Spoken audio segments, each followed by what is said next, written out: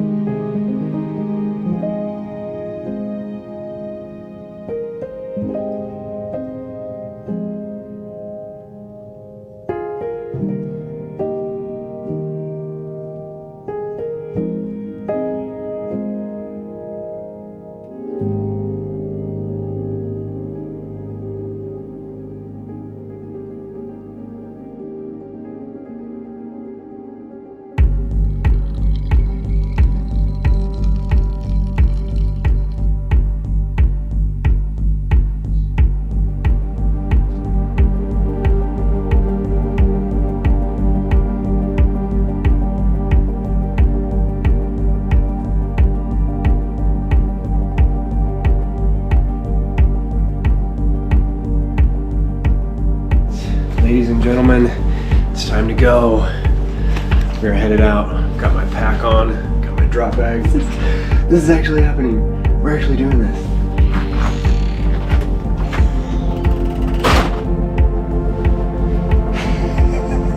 Let's do this.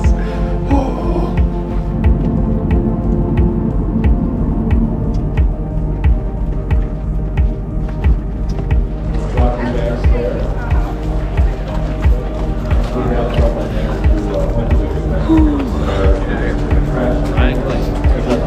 What's up, man? How's it going? Good to see you. Are you ready? What's up? This is Dan. Hey, what's up? How's it going? Let's come this way. Turn 100-mile distance. Here we go. That's it. I became the race director in 2000. Right. Let's walk around. One down. But appreciate that. 15 seconds, runners. 3, 2, 1. Go!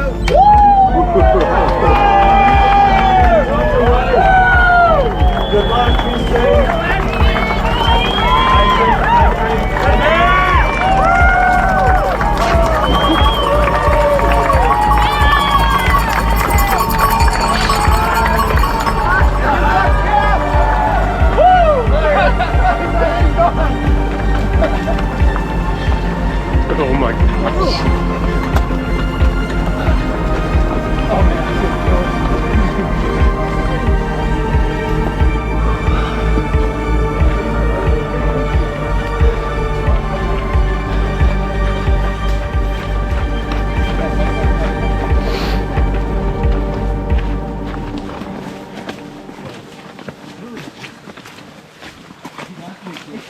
2 miles in, big conga line behind us.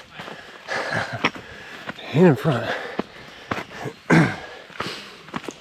Oh, temperature's perfect.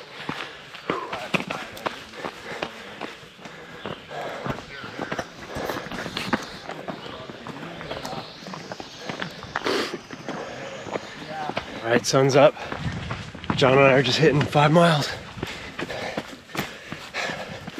That was a huge conga line for the first couple.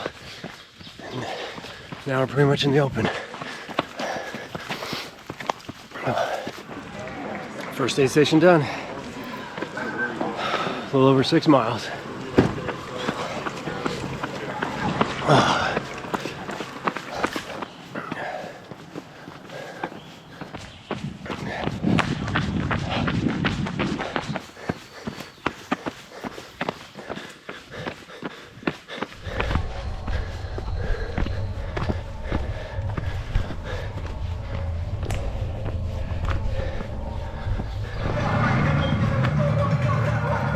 Ooh, coming into Fire Tower.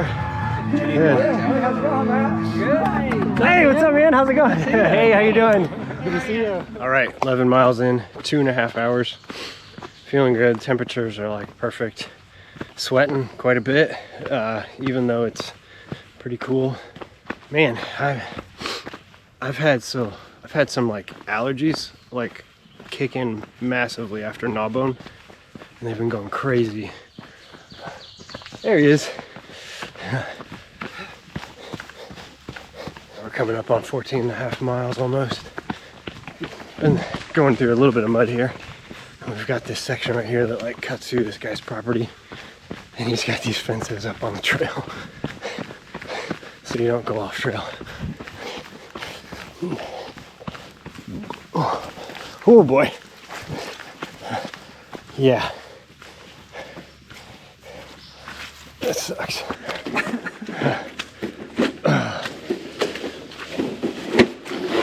Oh shoot!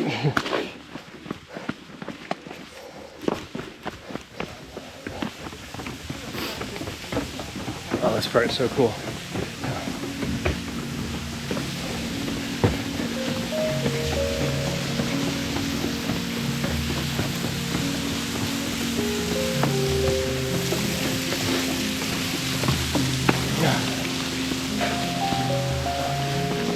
That's awesome. Yeah, look at this.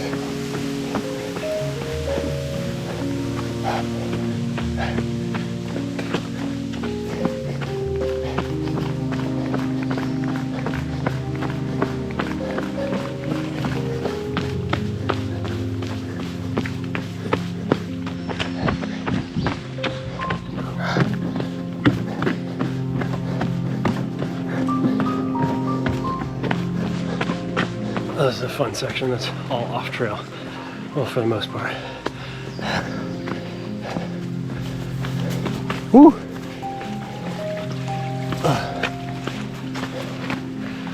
Try not to get your feet wet. Oh, that's not safe.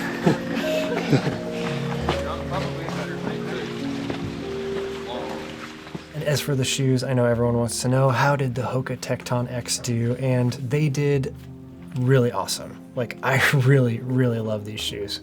There's a few things, though, that I will warn you about in the review.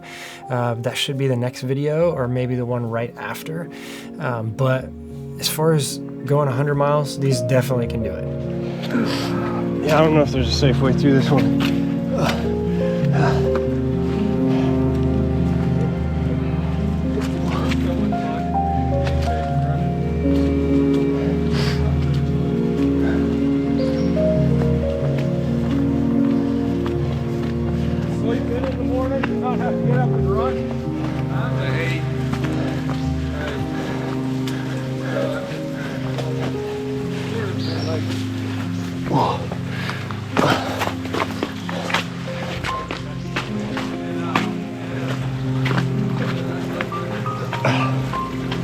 Yep.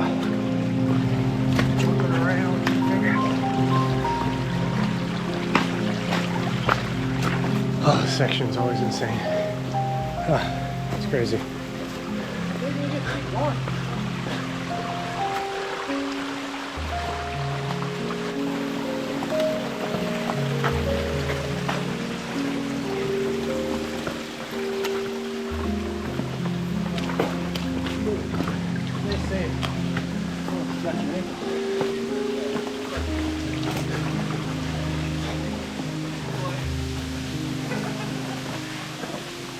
We're coming up to the tree climb right here. Oh, here we go, right here. Oh.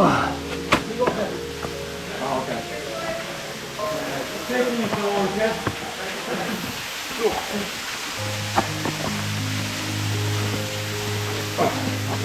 Long down on either side. This side? That's the side that's before you.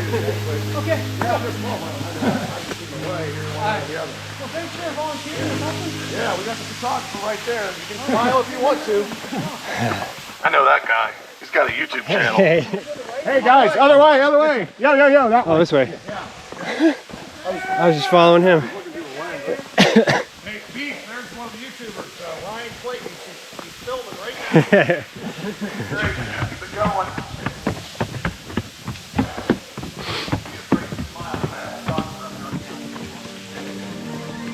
Oh, that was cool. And now we're climbing up.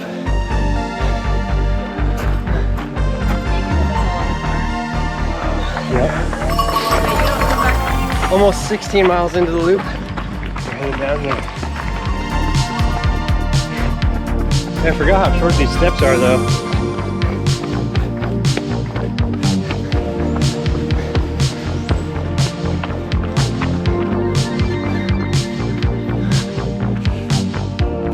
Alright, just hit the last aid station on the first loop. Mile 22.3. 5 hours and 15 minutes. Not feeling too bad. Doing alright, actually. Be glad to get the first lap over. Be a good mental boost.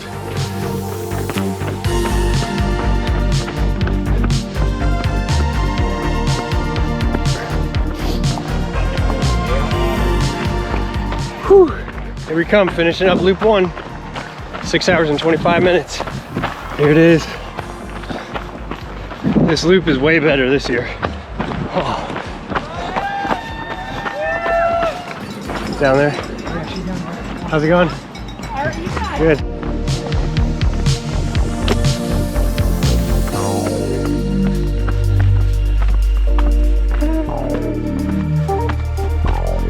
All right, 30-mile check-in.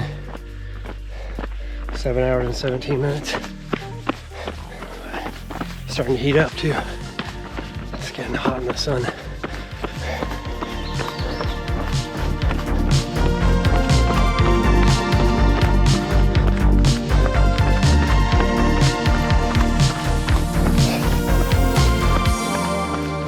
All right, here we are, 40 miles, just hit 10 hours.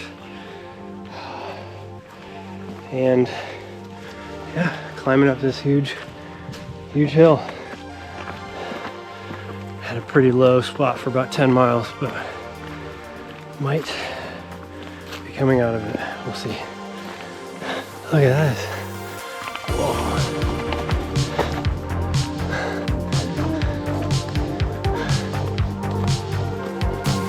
How's it going?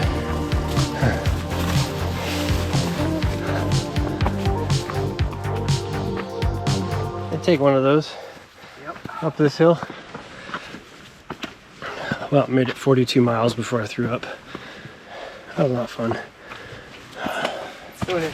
Oh, you're fine. No, Hopefully feeling better now though. So to let you know, my nutrition strategy for this race was pretty much all Morton products. It was going to be all the Morton gels, the regular gels and the caffeine gels, and then the Morton 320 drink mix. And I had really good success with all of that, except for kind of later in the race. So this is the drink mix I was using. This is the Morton 320, and it's got 320 calories in it per bag. So I was dumping this into a bottle because it says to mix with 17 ounces of water or 500 milliliters, and that's basically exactly what those Solomon soft flasks are. I was also doing these Morton gels. This is the caffeine version. The black colored ones that you see in the video are the non-caffeinated versions, and I definitely should have started this earlier because sleepiness was one thing that really started to affect me later on in the race.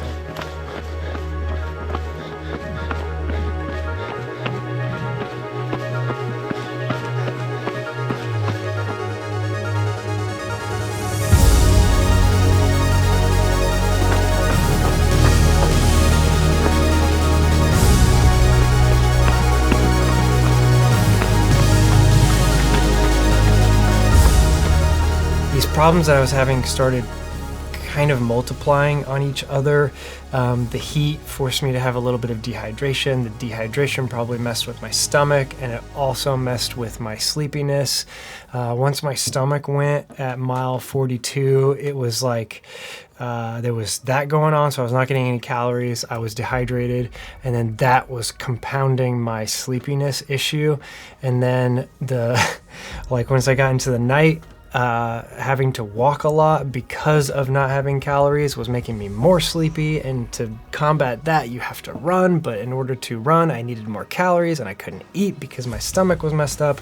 So it was kind of this like really bad combination of not being able to get calories, dehydration, and sleepiness that was all affecting each other in a way that I'd never had it happen before. I had seen all of these problems in 100 milers before, but I was able to fix each of them as they came up by either eating more or taking a break with eating and just drinking water, or combat sleepiness with running a little bit more and eating. All right, coming in to finish loop 2, 14 hours, 11 minutes, 54 miles. That loop sucked. Oh man. But not really being able to solve any of those problems in the moment, everything just kind of kept getting worse and worse and worse, and I ended up walking for pretty much the whole third lap. And so that's why there's not a whole lot of video of the nighttime lap, because it was pretty much just walking. And it was night, so it was dark. I just hit 60 miles. I'm hurting. I'm gonna try and take a little nap in the car.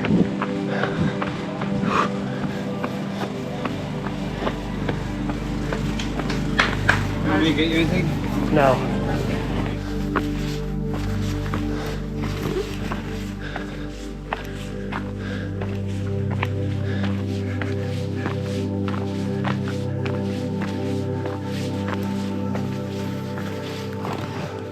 That's where I just really started having the kind of darkest moments of this ultra, where I just start getting really sad and kind of depressed about the situation because I didn't know how to fix it. And I had really good people around me that knew what was going on and was trying to help me, and I was trying to do what they were saying, and also trying to solve the problems myself. I even took a short nap in the car. I jumped in the back seat and was like, wake me up in 5 minutes. And I walked over to the aid station, grabbed a cup of coffee, sat down, started drinking it, and like fell asleep in the chair. So I was just like really messed up in a way that I had never encountered before, and so I wasn't able to like really wrap my mind around what was going on and what I needed to do to solve the problems. That's all she wrote. Thanks for being out here, man. Who do we tell for dropping? You can tell us. Okay.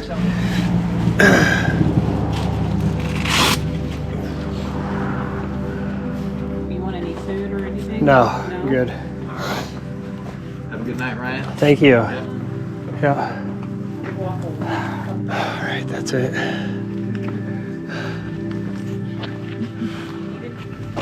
"23 hours, 21 minutes.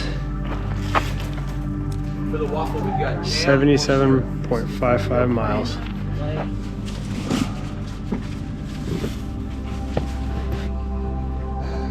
Okay, so this was a tough one. There was a lot of things that went right and a lot of things that went wrong as well.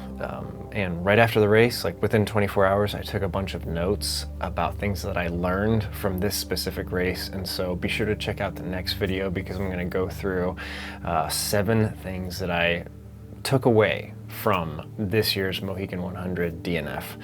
And a lot of them are, you know, things that I'm trying to remind myself every time I go out and race, but some of them are sort of new, things that I'm going to maybe try a little bit differently next time. I mean, this race is awesome. I love it. The course is great.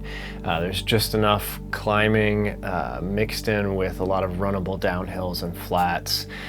You can just have a lot of fun out on this course. There's a few technical spots where you really do have to pay attention. Lots of rocks. You know, the way the loops are set up is really cool because you do 2 27-mile loops and then you do 2 about 23-mile loops. So by the time you get those first 2 loops done, you kind of have a little bit of a mental boost because you're like, I'm more than halfway done. So that's kind of cool. Like, you know, you have 2 short loops left after you complete the first 2. So I do like how that's set up. You know, if you are a solo runner and you don't have a crew, it's super easy to do this race because you can just have a drop bag at the start and then one about halfway. So you can get everything you need. You don't have to worry about like a whole lot of logistics. Like, it's a pretty easy race to pull off if you're a solo runner. And if you have a crew, it is good because there's a bunch of spots that the crew can come out and see you at. Easy driving. The park is really small, so for a crew it only takes 5 to 10 minutes to get from one aid station to another, and they can drive. So it's a really, really good race. Wish it would have turned out differently this year. You know, moving forward, I've got Western States coming up in about a week. I'm gonna go out with Hoka and do some media for them. And then after that, I'm just gonna kind of put my head down and train through the Midwest summer, through the heat. I'm gonna try and build myself back up to those high mileage weeks. As long as everything goes well, I'll hope to hit those 80 to 100 mile weeks by the end of the summer, going into the fall, so that I can target a fall race and just have a ton of miles built up for that. That's it for this video. Thank you so much for watching. I have a ton of shoe review videos coming. The shoes have been piling up at the front door.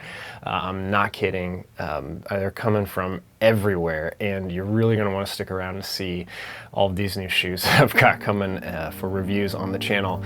But with that said, thank you so much, and I'll see you again soon.